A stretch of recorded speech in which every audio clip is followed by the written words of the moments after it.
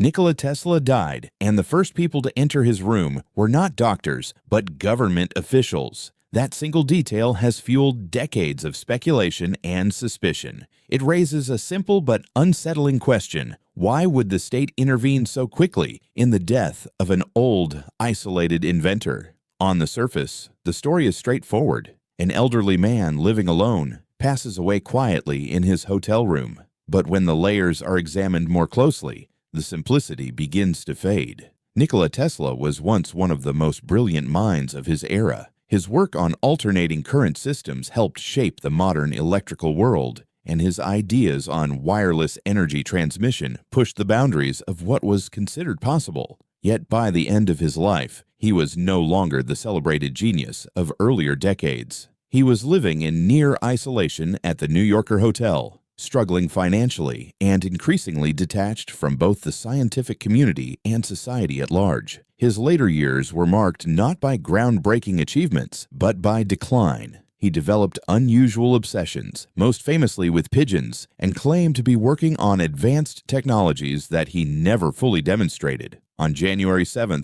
1943, Tesla was found dead in his room. The official cause was coronary thrombosis, essentially a heart attack. Given his age, 86, and his condition, this explanation was entirely plausible. There were no signs of violence, no immediate evidence of foul play. By all standard measures, it was a natural death. However, what followed is where the narrative shifts. Shortly after his death, the Federal Bureau of Investigation became involved. Tesla's belongings, including his notebooks, technical papers, and personal documents, were collected and reviewed. This was not routine. When a scientist dies, their work is typically handled by academic institutions or family members. In Tesla's case, the state took control. The justification was rooted in wartime caution. The world was in the middle of World War II, and any potentially advanced or dangerous technology could not be ignored. One of the central points of concern was Tesla's claim that he had developed a directed energy weapon, often referred to in the press as a death ray.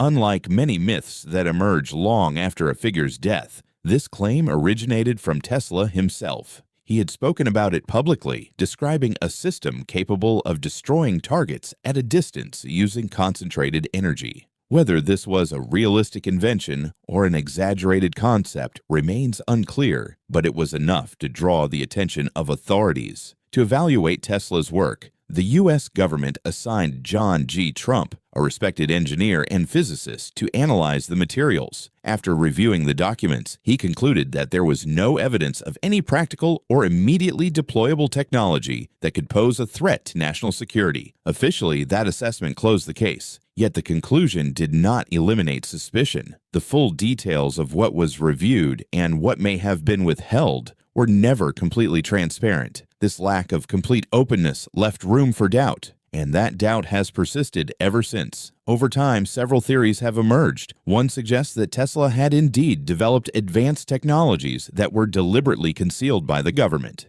Another proposes that his ideas were far ahead of their time, but incomplete, and thus misunderstood. The most grounded explanation, however, is also the least dramatic. Tesla was an aging, isolated man whose health failed, and the government's involvement was a precaution rather than a cover-up. It is important to separate fascination from evidence. Tesla's legacy has been amplified and, in many ways, mythologized. The image of a lone genius suppressed by powerful institutions is compelling, but it is not strongly supported by verifiable facts. What is supported is this: he was brilliant, he died alone, and his work attracted attention even after his death. These facts, while significant, do not automatically point to a hidden conspiracy. In the end, the story of Nikola Tesla's death is less about a secret being buried and more about a void being left behind. That void has been filled with speculation, interpretation, and imagination. The mystery exists, but it is limited. The questions remain, but the answers are far more grounded than the myths suggest.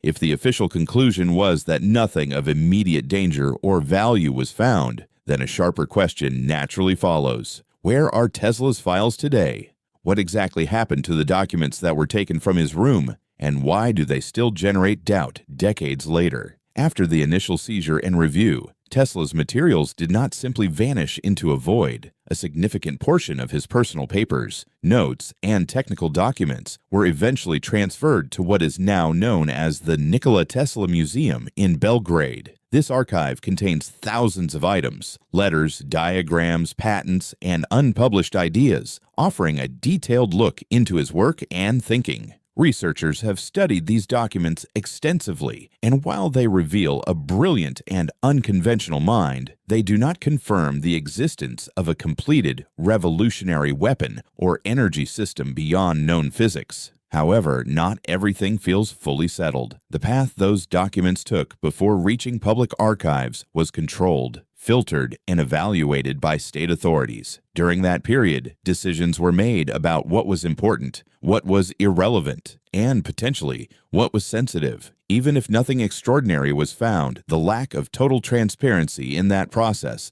left a permanent shadow. In intelligence and wartime contexts, absence of evidence does not always eliminate suspicion. It often prolongs it. There is also a structural reality to consider. Governments, especially during global conflict, operate on risk mitigation. Tesla was not an ordinary citizen. He was a figure who had previously demonstrated the ability to reshape entire technological systems. Even a small probability that his late-life claims contained something usable would have justified a full investigation. From that perspective, the intervention was not mysterious. It was procedural. Still, the lingering question, where are all the files, persists because it touches something deeper than documents. It reflects a tension between public knowledge and state control, between what is known and what might have been withheld. Over time, that tension has been amplified by popular culture, turning uncertainty into narrative. The grounded assessment remains consistent. Most of Tesla's surviving work is accessible, studied, and understood within the limits of his era. No verifiable evidence has emerged showing that a suppressed, functional super-technology was hidden away.